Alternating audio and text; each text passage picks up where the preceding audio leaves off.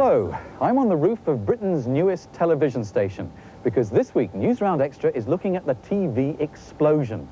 It won't be long now before millions of British people will be able to choose between not just 4 television channels, but dozens of them, many of them coming from space, from satellites beaming their pictures down to satellite dishes. ET TV, or extraterrestrial television, is coming fast. And it's taken one big step forward with the launch of this new British station called Super Channel.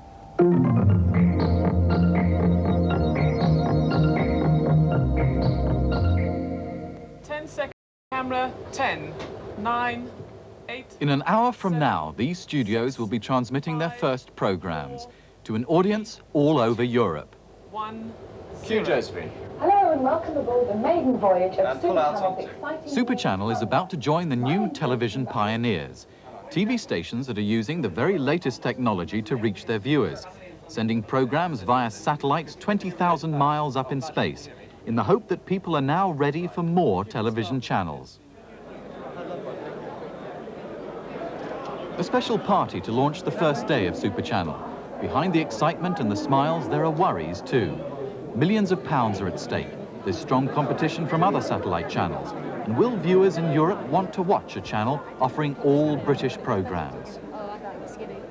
From its headquarters in London, programs will be sent along underground wires to the telecom tower. From its dishes, a microwave link sends them to the Riverside teleport. And then a 40,000-mile trip at lightning speed up to Eutelsat and back down again to satellite receiver dishes and viewers in 12 countries around Europe. Carol Haslam is in charge of deciding what programs are shown on Super Channel. Well, Super Channel is about choosing the very best of British programmes, all kinds of programmes, drama, adventure series, children's programmes, sport and so on, and transmitting them to all the countries in Europe, particularly Northern Europe, in Holland, Germany, Switzerland and Scandinavia. A lot of people there speak English and very much like British programmes. They're talking about satellite and cable as the new era for television. Is it really? Of course it is, yes. It's going to be a very exciting 10 years ahead, I think, because the tremendous change that satellite broadcasting will bring, so that more and more services will be available to more and more people. And if you link that with the computer technology available, it's going to be a very exciting time in broadcasting. You're broadcasting British programs to Europe. What's someone in Sweden going to make of EastEnders, for instance? Well, a lot of those sorts of drama serials, wherever they're made, are tremendously popular throughout the world. Apart from all the English speakers living in Europe, Super Channel also hope programs like this will appeal to those who want to learn how to speak English. Super Channel will also show cartoons for children and a variety of repeated programs from the BBC and from ITV. In fact, most of the ITV stations have a share in Super Channel. Super Channel won't make many programs itself. Paul McDowell, who was once Newsround's reporter, will be presenting sports coverage bought by Super Channel. He hopes to include sports not many people have seen before. Ex-BBC presenter Josephine Buchan will have her own program for children. Well, it's tremendously exciting. I mean, I think that's one of the main reasons I took this job, was to be able to be in on something at the ground floor. It's quite daunting, it's quite frightening in a way, but it's exhilarating. I'm loving it. So what's been going on in the last few weeks? It's been madness. I mean, I've been here since the 1st of December. When I came, you could practically still smell the paint drying. I had no desk, no chair. They've had to buy in furniture, lamps. We've been buying programs by the score. It's just been frantic. I mean, people are on the phone all the time. It's very busy, it's very energetic. The atmosphere is great. Behind the calm exterior, it's taken a lot of hard work to get everything ready in time. And it's not just with satellites that Super Channel is exploiting the latest technology. A computer system called CATS transmits the programs automatically. Once the programs and transmission times have been entered, the machines take over.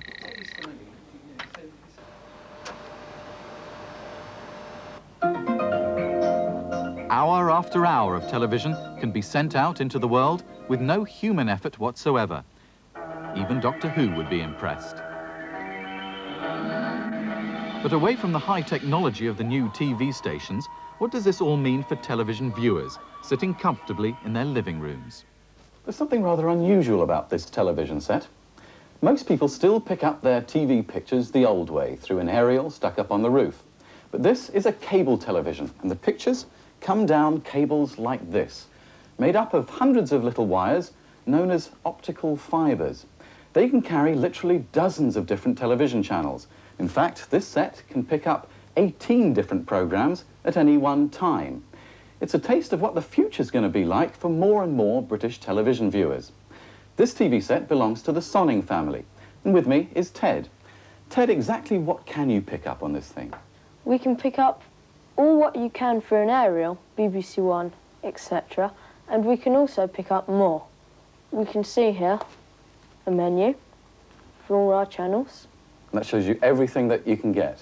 Everything which we can get at the moment. So what's your favourite channels then? Well, children might like the children's channel here. What else can you get that people with ordinary TV sets can't get? A lot of music. We have a music channel, which is called Music Box, which runs 24 hours a day.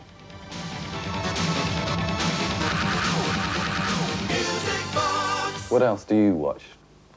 I watch films, a lot of films. We have 2 film channels, one called Premiere, the other called Home Video Channel.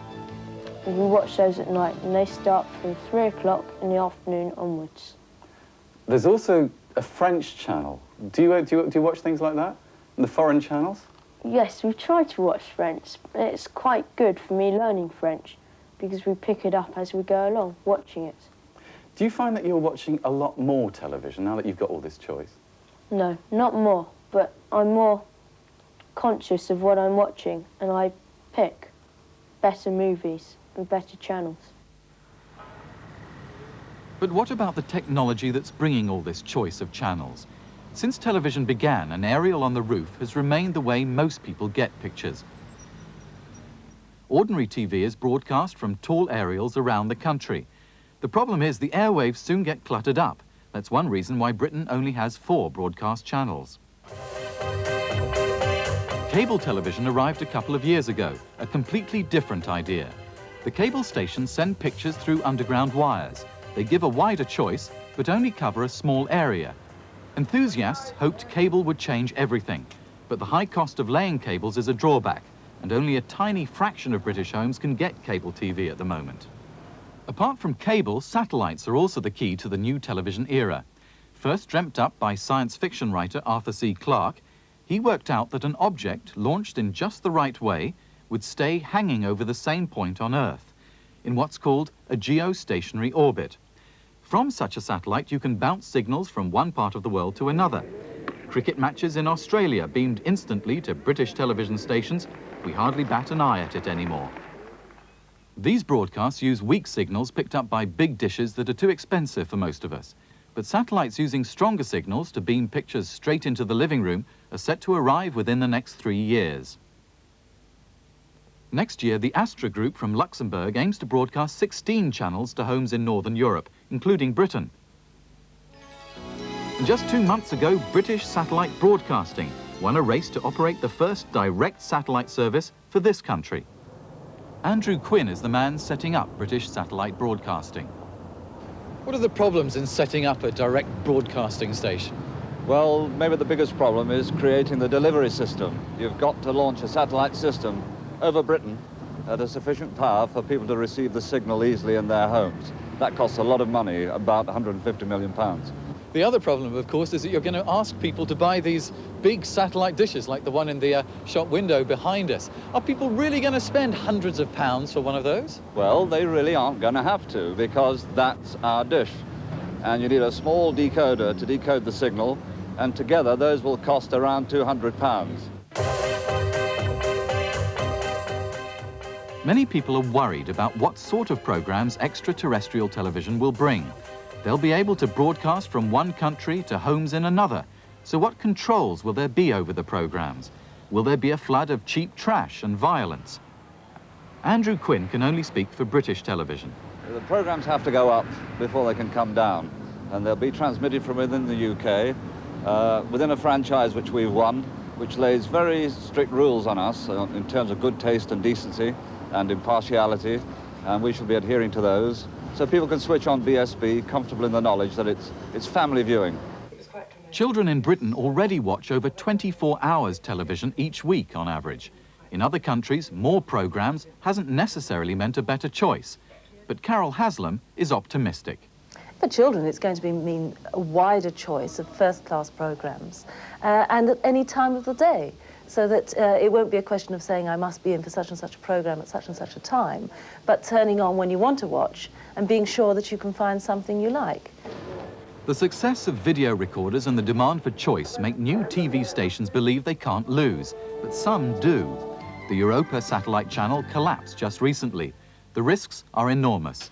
For Britain's viewers, a lot depends on how much it's going to cost to see extraterrestrial television and whether it'll be worth the money. For the satellite channels, the problem now is getting their satellites into space.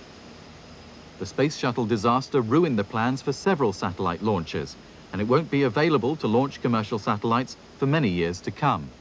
Europe's Ariane rocket has also had problems recently, though it's now back in business and under great demand from companies with satellites they want launched into space.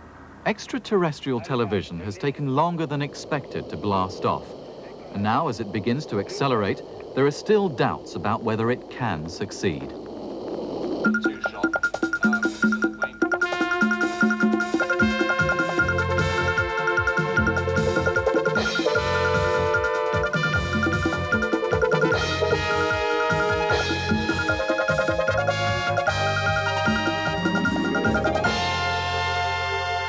Starts in just a few minutes' time, beaming English language programmes to more than 6 million homes. Super Channel will supply drama, sport, entertainment and news to an audience in 14 countries. Using the latest in television technology, Super Channel can be seen tonight in millions of homes and in most of Europe. It's Britain's biggest venture into the world of satellite television. The result will be the reception in 14 different countries of the best in ITV and BBC programmes. It will be the best of British Super Channel, say, from Doctor Who to Spitting Image, from EastEnders to the survival documentaries. Together with Super Channel's own pop, sport and children's programmes, there's a nightly news from ITN, the first ever TV bulletin to be specially formulated for a European audience. Super Channel can be received as far north as Finland, east to Czechoslovakia and south to North Africa. The signal from London is beamed to a communication satellite and then sent back down to receiver dishes like these, owned mainly by cable television companies. In Belgium, for instance, there are some 3 million cable subscribers. Financing it are 14 ITV companies and Richard Branson's Virgin Corporation. The biggest share is held by Granada, Super Channel costing £15 million a year to run. Advertising contracts such as this one from Rover, the first to launch their 8 Series car, are a significant step in what advertising executives know will be a battle to win both British and European advertising. But with a projected audience of some 20 million, the channel, which heralds a new era in British broadcasting, may well have a bright future ahead of it. Michael Macmillan, ITN, in central London. In the PC Blakelock murder, and by the end of the decade there could be dozens of satellite channels available. Gavin Scott looks at the race for the sky. The key to the new Europe-wide English language television service called CS1, 22,000 miles above Equatorial Guinea, launched 4 years ago. The signal it's sending out is powerful enough to be picked up by large satellite dishes in 14 European countries, from Finland to Spain. And when it's sent on by cables, there are 6 million homes now equipped to receive it. Super Channel is supplied with programmes by the BBC, Virgin and the independent television companies, most of which have a stake in it. ITN is providing a nightly half-hour bulletin of worldwide news, the first ever specifically European television news service. There'll be BBC programmes like Doctor Who, together with soap operas like Emmerdale Farm, documentaries, sport, children's programmes and pop videos. From the point of view of UK television companies, the satellite offers a market 6 times the size of the domestic one and a valuable source of income from advertising independent of the United States. But what about the fact that most of the target audience don't have English as a first language and might find it hard to appreciate British soap operas? We're very aware that for the vast majority of viewers, English is not their first language. So I've tried to choose programmes that work at different levels and that have particularly strong visual qualities. So, for example, in the comedy and the drama that we've chosen programmes that have a very strong visual element. Most of the owners of big dishes needed to receive Super Channel are cable companies, which pass the signal on to their customers. But some enthusiastic private individuals have already begun to rent big dishes of their own and are able to pick up not only Super Channel, but Rupert Murdoch's general entertainment Sky Channel, American news services, and even their horoscopes on Italian television.